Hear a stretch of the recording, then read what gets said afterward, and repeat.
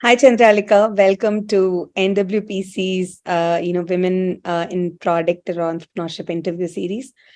We are super excited to have you here and join us in explaining your journey, taking us through the life cycle of your path to entrepreneurship today. So we'll start with, if you can tell about yourselves, we can start with that. Sure. Thanks, Lakshmi. Thanks, all of you. Thanks for reaching out. It's actually an honor for me to be here. And nothing is, I'm the happiest when I can, even encourage one of the extra women to take what they want to do. I'm Chandralika. I'm the co-founder and managing director of a fashion tech company, Bigthinx. Today, we are one of the best in the world. We started our journey long back in 2016 when the term fashion tech did not exist, honestly. So it was a very hard sell for us. Thanks to the pandemic, apart from all the bad things, there were many positive things that came out, and going digital is one of them, and more conscious about sustainability was another. So today we find everyone finds our technology very relevant because everybody needs to go digital.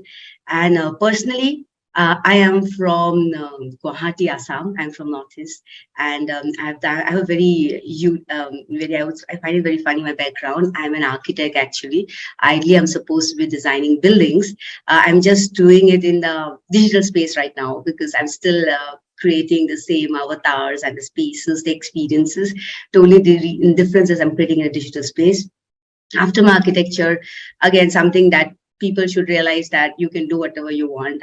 There will always be stereotypes out there that architects can't do MBA.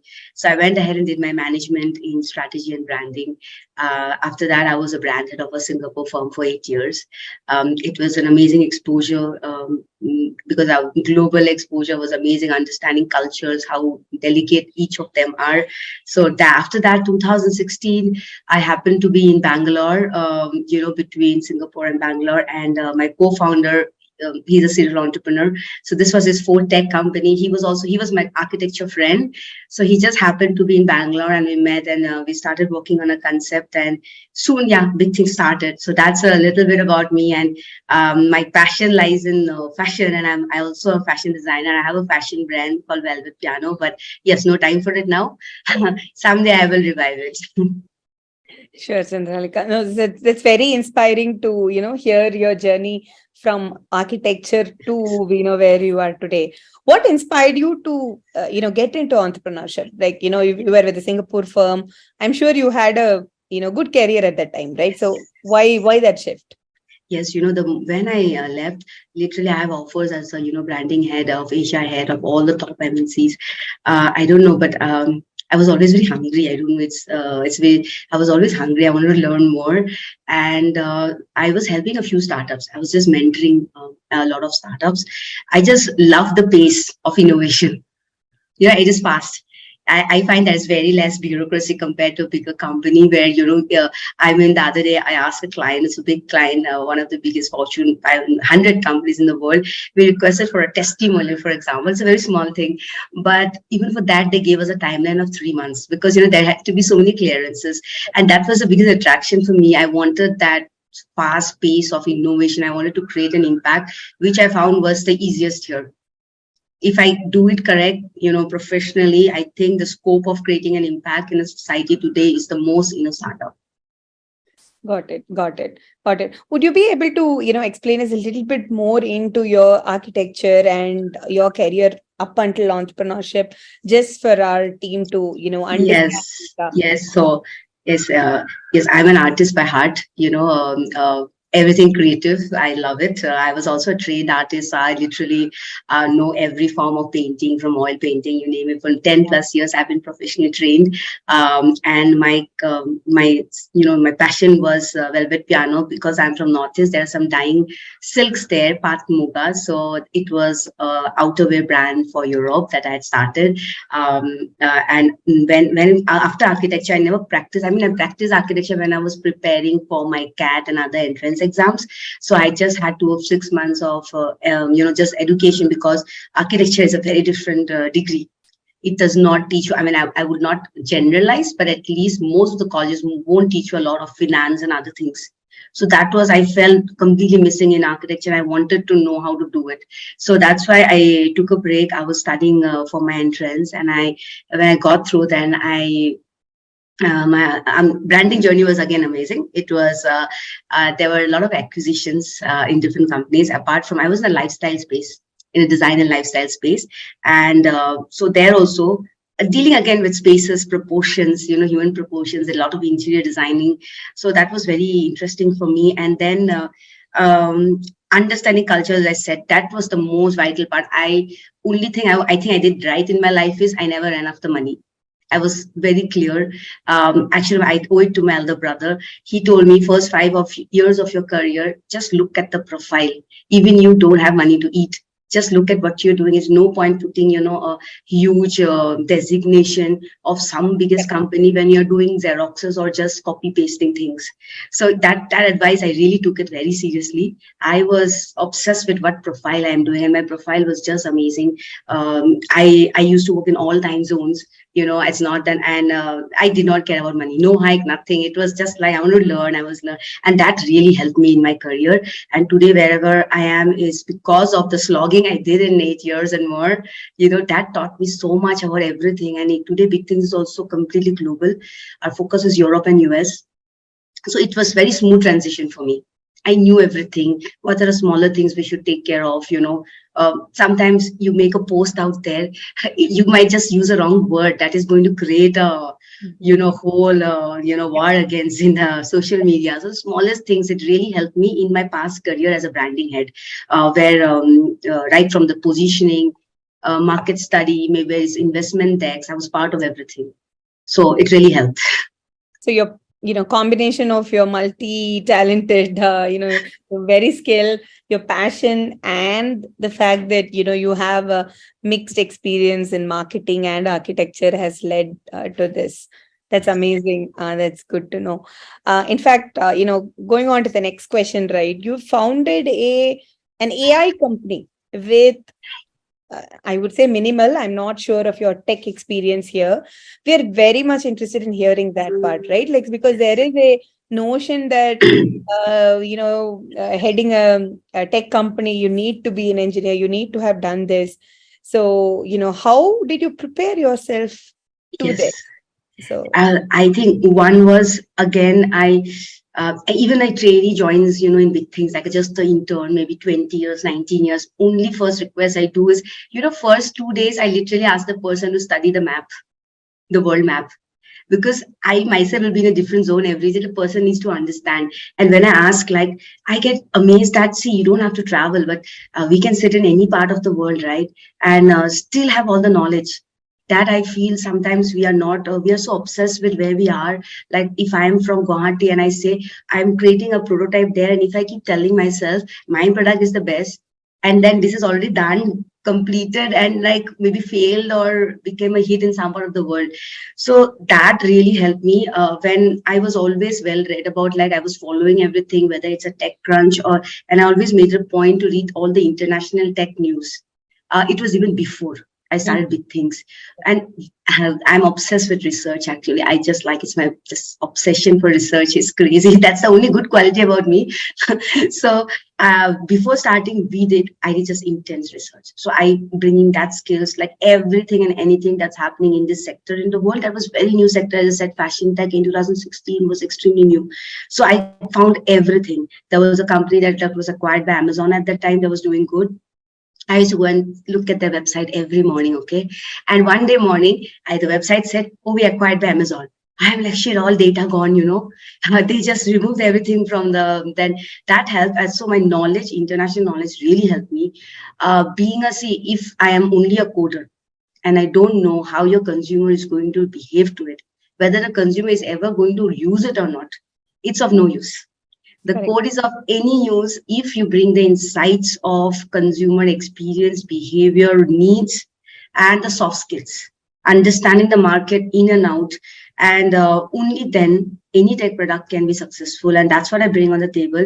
And today, honestly, I know so much tech because till date, I do my tech recruitment personally. So right from the languages to what works and not, everything is done by me. So we've come a long way. So today, I definitely can't still. I mean, I did not get into coding, but yeah, I understand it pretty well what's happening, and that really helped. I think there's nothing stopping. I understand there's a mental block that if you're a tech, if you're not a coder, you cannot do it. Just for example, my co-founder again, he's a CTO. Does not have a. He's also an architect, but he has been coding since sixth standard. Right. So it's your passion. You can do Correct. anything. Exactly. Yeah, exactly.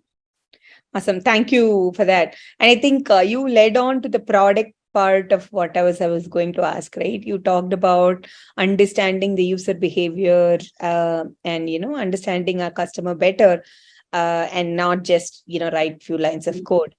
So, I just want you to, talk about, I want to hear from you on the product management aspect of, your journey. How do you view product management in your space? And, do you, in your company, in Bigthinx especially, and, if you have any insights on that, that would be good. Yes. So coming to the product management, it will be very different in our company and others because our tech is completely new. Like the whatever engines we use is completely new. When we started, there was, if I had a person, if a normal, I mean, if it was not for the founders, we tried. I mean, just for example, we tried when we had this concept in our mind. Initially, we were looking for a CTO. We thought we will not do it ourselves. So then we started looking for a CTO. I think around 3-4 months, we spoke to the best in the industry. They told us it can't be done. And there came a point that we got so frustrated of this answer can't be done because we, on the other hand, both of us believe that everything can be done. So it's the other extreme for us. So at that point, we both sat down. I remember it was for months, 6 months at least. We did not sleep at all, like 24 hours literally trying to crack it. Like do it, at least create a prototype that we can go to the market with, and maybe you can raise the first round. Right. And the first was completely done, breaking our heads with technologies that, and there were no answers online, okay? Because when you're working with a completely new software, there is no Q&As available. There is no experts you can ask to. There was nobody. And the only way we could do it was to break it. So in ours, product management, if you say, it's a very flat organization. But the reason I do my recruitment myself is because I cannot afford to have one wrong person in the team who does not have that innovative mindset, or who might just come and say, we did have team members who would come and say, okay, ye nahi ho sakta hai, can't be done. Right. And I just try telling them that is why we are doing it. Yeah. Because of the rest of the world said it can't be done. So the small keeping the team motivated in the project management is very important here, because we have designed the tech in a way that we never want to have like hundreds and thousands of people. It will always be a very lean team because the products are very scalable. It's designed in a way it's very scalable. Today you have 10 users, you can go to 10 million users, and we'll still don't need extra team members for that. So it's designed in a very beautiful way. But yes, it was. I would not say there's a definition to how we manage the project, but it is definitely every day different for us. Like if I go to sleep morning, everything changes. Like in the sector I'm in, it's moving so fast. So only way is like I need complete support from my team in this, because everyone has to come up with new ideas, brainstorming, and alone as founders we can't do. We need the support of each of them to tell us this is latest in the market. Let's do this. So otherwise, it's a very flat organization. We don't have like it's completely task based. Yep. Not time based. So what I understand from you is that you, your co-founder, all of you are actually, you're donning your product hat here, because typically what we say is, understand your users, make sure you completely, retest your prototypes and your products, with the users consistently. I think you guys are doing that. That's good. Yeah. Each one of them has to contribute equally. Absolutely. That's great, because just, especially a growing company like yours, I think everybody should be donning the same hat for you to be able to scale to the next level. Yes, very right. So I wanted to talk about your, Bigthinx in particular.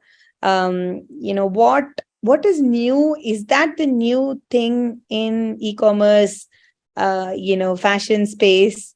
What opportunities do we have? If you can, shed some lights on, Yes. the next decade, next 5 years, where do you Yes. see this happening? So that. Even as we talk now, you should absolutely go and see there's a world's biggest retail event. It's called NRF in New York. It's actually happening now. It's 15th to 17th, and they have a division inside NRF called Innovation Lab. And I'm honored. Maybe we are the only Asian company inside it right now. So I mean, honestly, I cannot claim that, but yeah, definitely the only. So the world is changing. In this innovation lab, you'll find most of them are in the e-commerce space. This what's happening in today's fashion and retail industry is, so traditionally fashion is an industry that always hated technology. It was all about touch and feel, right? Even when you buy a sari, you want to feel the silk, is it original or not, pure silk or not. So that was a complete mind block for people. No technology. And it was in uh, November 2019 is when there was a big accelerator that happened in Milan, and Prada was one of the partners there, along with Sopra Steria and many others. And we were selected as top 10 fashion tech companies globally. Wow. And as part of that, we were requested to move to Milan. Okay. We were very skeptical as founders because the market was not ready. We were literally ahead of our curve. We're burning money. We were not getting positive response from anyone. It was very scary. We said, okay, fine, let's do it. And so we moved to Milan. And then in 2020, Jan Feb, when I was talking to the biggest brands in the world, trying to tell them, hey, let's go digital. Let's help you be more sustainable. Everybody literally okay, we don't have a digital budget. That was it. It was completely demoralizing for us as founders. We did not give up. We're like, no. Suddenly the pandemic happened. Imagine, like, suddenly you cannot touch and feel. That's the one thing you cannot do. And so 6 months, like any of us, the world was very confused. What is happening? What is a lockdown? We never faced that. Fashion industry, as you say, everything was like, if you have a fit model in some part of the world, they would actually physically, you'd courier the piece to the fit model tryout. That is how they used to operate. These companies whom we spoke before the pandemic started reaching out to us, because they knew that this crazy company was telling us something similar, which I never heard about. Yeah. So now let me go back to them and ask, what were they trying to tell me? Because I heard digital something they were mentioning. So that's how, the demand started happening. And today when I see, and 2020, 21 also, if I, every year I had to make my texts and all, I had to find, data on the avatar industry. No data. It was a nightmare to find any data about my industry. This year, 2022 year end, you just type avatar industry, market size of avatar industry, market size of the so-called Web3, or market size of digital fashion. Only reports are those. From McKinsey, Business of Fashion, everyone is releasing these reports. And that is a change that happened in just 1.5 years in front of me. And now, is it changing for permanent? I think yes. My mom reminds me of that always. She's 65, and the ease with which she does online shopping. She's more educated than me, since I don't have time. If I give her a product, she sends me 3 other options. She is cheaper in this site. Now, if she's capable of doing it, that's definitely a permanent change. She wants everything in the fingertips. She wants, and the only thing is, the world today is obsessed with consumer experience. The consumer has been pampered. So that is a positive side. Till now, say it was Web 1, Web 2. Now it's Web 3. Now, what is the difference? Web 1 was about, just like platforms, maybe, Gmail and all this claim, data. And then Web 2 was about, it's like click per, how do you charge click per? It's all the platforms with all the data, right? But still the consumer never owned the data. Then came the Web 3, where the consumer owns the data. And today you cannot fool a customer by click per rate. You cannot charge like that. It's all about consumer experience, and that is the toughest part. How do you create the stickiness with your consumer? That means you have to have, your technology has to be too good. It has to be so user-friendly, and they want everything hyper-personalized. Yes. So that is a new era, and it's not going. The era of Web 3 is definitely here. Yes. In fact, when I was researching your products, I was very excited, right? Like, I don't consider myself very fashionable, to put it out there, but I find it difficult to, I am, neither too small nor too big. I'm a very medium And frame. maybe our height is also a little less, right? I mean, I don't know. I'm just 5'3". I'm short I'm person. I'm 5'5", but it's I've never had a great experience. No, never have I actually gotten a piece of clothing and no, I wasn't sure if it is good, because again, like you said, sometimes it's too thin of a material, and all of that. So I'm just wondering if you have any insights on Yes. how women view this new age shopping experience, especially by demographics. Do you see the West adapting to this more faster than the East? And Yes. that insights will be really helpful for our Yes. So see, followers. whatever problem you're facing, Lakshmi, is not, you are not at fault. Or if you're returning a garment, trust me, you're not at fault. The fashion industry is highly disorganized. They don't have standard size charts. So today you're buying, for example, from Armani, and it maybe a medium suits you. You buy the exact cut from Gucci. Maybe it's a small or a extra large. It's a funny industry. My co-founder always wears a large. Last time he got a Armani at triple XL, I still can't wrap my head around it. Why? How could a triple XL suddenly fit the same guy who always wear large? So that it was just from a different country. Right. So this Right. also is different for according to different countries. Right. So women today, I realize, are not at fault. So many people, I go to conference, they say, you women buy all the sizes and you return all the sizes. You know how bad it is for the environment. I am like, but truly, they are not at fault. They just are saving time because they don't know I have to go to a wedding tomorrow, and I need to be sure that one of them will fit me, right? So don't worry about it. So there is a mindset many people often ask us in our presentations that men are not finicky. They will not return garments. Women do this. Trust me, it's the other way around. Men are more particular about the fit than the women are.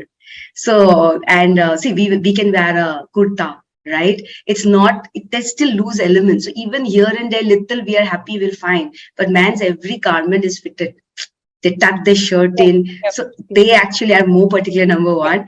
Yep. And women, I think with time, they are accepting the technology beautifully. Yes, the West is more accepting for sure. That is why I said my main market has been Europe and US. It's for the easy acceptance. Now, for example, how do we solve this problem, right? So we take two photos from any mobile phone, right? It's now to tell you the photos are deleted on the spot. So in case anyone is even worried about Worried security, about this. Yep. it's deleted on the spot. All we get is an outline. The outline is important. Imagine I have a bad hunchback. Now, if you're going to a designer and designer wants to design, the person will be very interested in your posture. How do you stand? Because that impacts the design of the garment. So that's why the outline plays a huge role. And suppose you are a big fan of Farfetch. I'll take an example. It's an amazing luxury brand. So if you love buying from Farfetch, so a Farfetch is my client. So you take two photos and immediately I'm going to tell you in the website, there'll be all these 10 dresses. Or this dress is a 40, this dress is a small, this dress is a medium, this is a 36. So it is just a recommendation I'm giving you that these are the approximate sizes you should consider. Apart from that, we'll also give you a fit score. That means, which is very important, I love wearing loose clothes all the time. So the fit score really helps me to take the decision that, okay, I don't want that bodycon, body hugging dress. I will rather go for the other dress, which is also maybe body hugging, but still there's a breathing space for me. So the moment a woman knows that, they are so happy. And I have seen they start exploring new brands which they've never explored before because they get the confidence to buy. Right. Right. And just to add to that, there's a second element. If you take a selfie, your avatar gets generated. Now, see, when you see a model on the page, everybody is super fair, super slim. Yep. Now, it does not maybe suit a lot of. I am a brown skin person. It might not suit me. So the avatar that you create has your skin tone. It instantly shows you where that color will suit you or not. Or whether the fit, if your body is not that perfect Victoria's Secret model, it can show you that, okay, maybe not that perfect for your body. Yeah. So if you want to be honest, then it can show you how it's going to look and fit on you.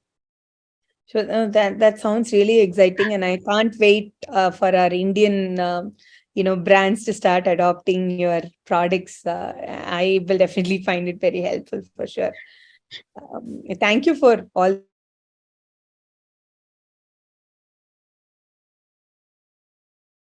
Entrepreneurship angle, right? Like, so we don't see very many women entrepreneurs. Can see how passionate you are, from what, when we're speaking to you.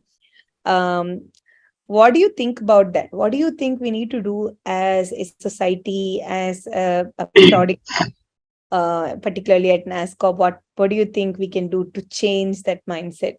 What is holding the women back here? I will not be diplomat in my answer, diplomatic in my answer here. The truth is, it's very hard. It's very hard. On a daily basis, I find somebody talking to me in a way I know they would not talk to men. And I sometimes just like think, is it my biceps? Should I make some biceps? Is my height? What is wrong? Why they do it to me? It is true. In fact, so we cannot blame any women for that. To be honest, some people maybe don't want to go through the hassle that we entrepreneurs have to go through. It's not. I cannot generalize at all. There are such amazing gentlemen out there. Wherever I am, I'm there for their support. But unfortunately, there's still some people out there, whether it's men or women, who not be so supportive of. Historically, women have been discouraged from technology. Right? I'm blessed. There was no difference between men and women.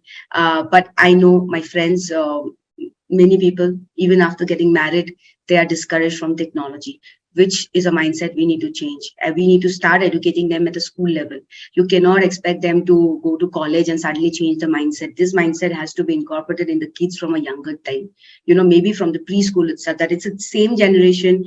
Everyone can do technology. Many women have accepted it that I cannot do technology. Right. And it's because from the whole childhood they have been told that. Right. And that is just wrong, and I feel terrible about it. And another thing is, yes, if anyone is married to a woman, you have a sister, please be supportive. Last few months, I had 2 women backing out in the final stage of interviews after some 10 rounds. One said suddenly she had a 3-year-old kid, and I asked her many times before that, are you sure? She's like, my parents will take care, whatever. Finally, I don't know what happened. The husband said something. She pulled out the last minute. And the second girl also same. She took a break, and then she was going through a divorce. I was like, I have to get this girl. She went through a lot in her life. Last minute, she comes and gives me some excuse. One girl said my family, my dad said no. Another girl said my husband said no. I mean, like, every time this happens, I am others want to kill me for this, but I just tell these girls, please send them to me. I want to talk to them, because they're not getting the need. So at a superficial level, whatever is happening at the grassroots level, the women are not getting the support. They want to do. When I speak to the women, they want to do so much, but in the last minute, somebody will pull out because some men in their house said no, and which is just wrong. This mindset has to change in the masses. Yep, definitely. I completely agree.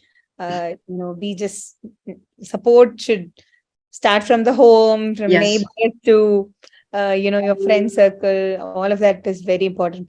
Professional and personal help is very important. Yeah, but what the women can do is don't care about anyone else. Only, just like, okay, your extremely loved ones, close ones, your parents, your husband, your brother, or whoever, as long as they are with you, you don't care about others. Yeah. Are you aware of any other forums, or or are you part of any other women entrepreneurship particular cells that you are guiding and mentoring women?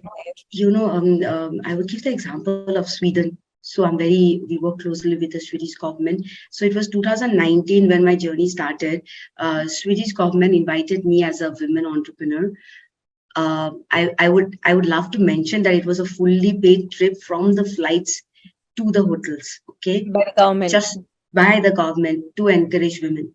And I was there. I was a speaker at Stockholm Tech Festival before the pandemic. That's a country I cannot get over. I feel it's the other way around. Men feel biased. It is there I've seen the equality in a different level. So there are platforms with them I'm very closely working with. They, in whenever they need any support, I'm there. We recently had an amazing women forum where a women entrepreneur, one a very senior person, was from South Africa, from Canada. We were like 5 of them. So yes, definitely these platforms help a lot. And Latika Pai, she's an amazing. She's from Microsoft Head. She has a platform like that.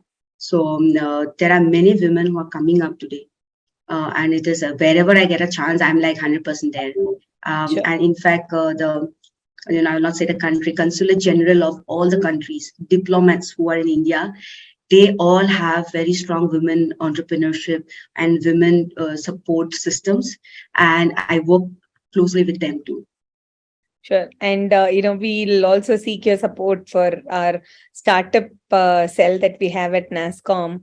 100%. There is a women tech entrepreneur cell as well as the 10,000 startups. So we'll definitely, seek your 100%. help as needed for sure. Yes, thank you so much. Thank you. Just, to the closing segment, right? What do you think, especially this is for the Women Charter, I'd like to hear from you, what are the top 3 or few traits that you think we women have an edge in product management or entrepreneurship? I can tell you right now, but before that, all the men, please don't get offended. I'm not saying men are not doing that, but I personally feel maybe we're a little better at it. That doesn't mean you, I don't want any controversy here. So, yeah, the number one I feel is multitasking. Mhm. That's something that I see my mom do, run around, do everything. I don't know how she does it. They just do it. And that was just inside my system. I never had the issue doing everything. I'll come back home, no matter how hectic day it is, no matter what I've gone through, I'll have to just go and look what food is there for dinner. Is the food fresh? Is the water fresh? No matter what happens, I do that. Second is the empathy, which I feel is we women need to be a little careful, because should not ignore the wrong signs for someone. With empathy, we should know where to draw the line, obviously, but empathy is something is very necessary to understand your consumer better. So if you are purely in that zone of tech, just coding, lost in the metaverse, maybe it's going to be a failure. We need to have the empathy to why, if somebody is not using it, why is it that? So that is, I guess, women just get it very inherent in them.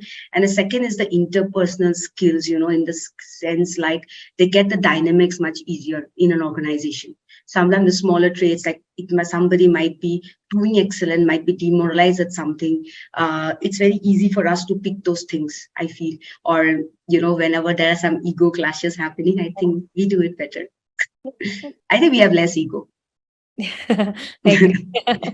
On the contrary, we all have. What about anything that we should improve upon, or negative traits you think women have that they should get rid of?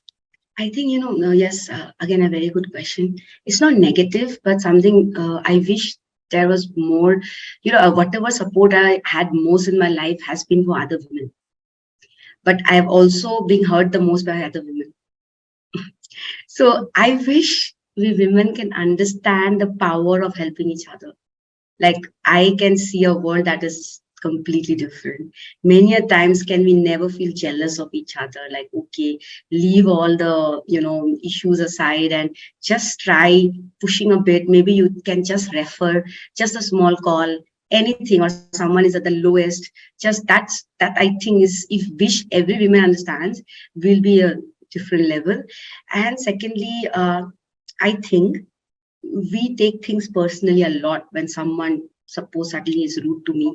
I mean, I'm talking about myself here. It just happened to me, in fact, 3 weeks back. Somebody, I just called someone, and the person maybe was, whatever, I don't know what the person was going through. The person snapped at me really bad. And it was a professional environment. It hit me so bad, I fell ill. So, which should not happen at any cost.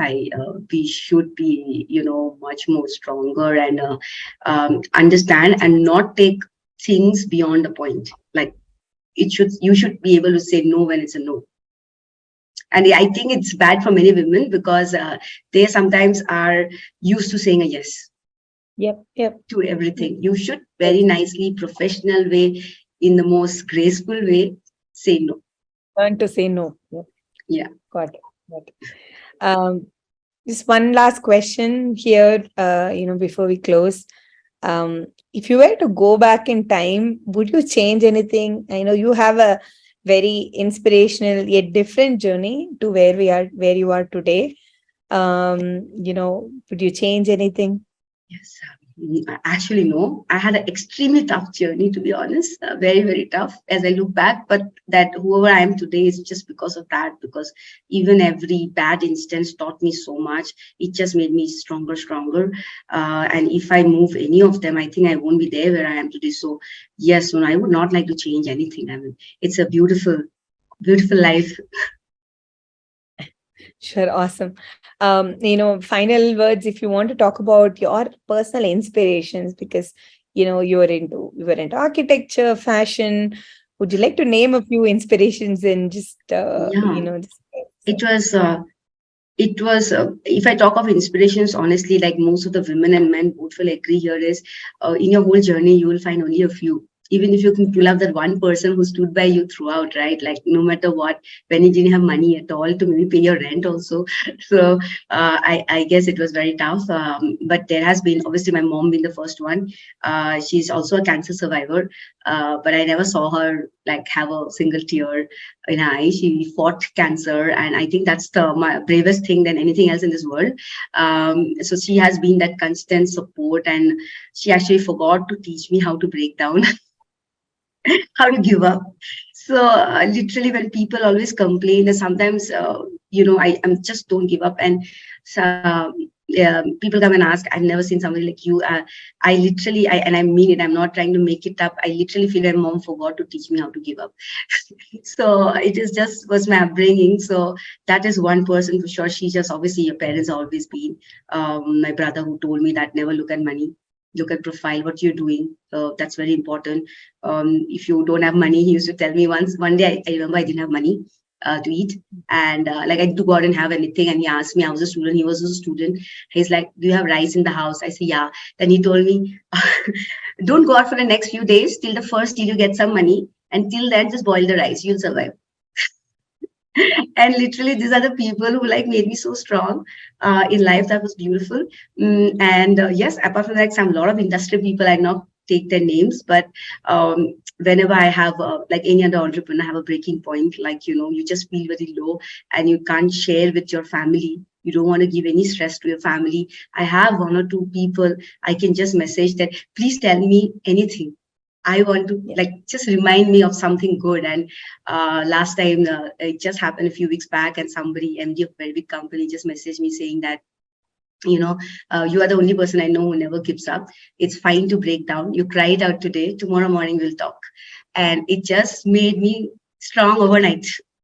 Those Yeah. words were enough, like, well, it's fine to break down. Tomorrow we'll just talk and you'll be fine.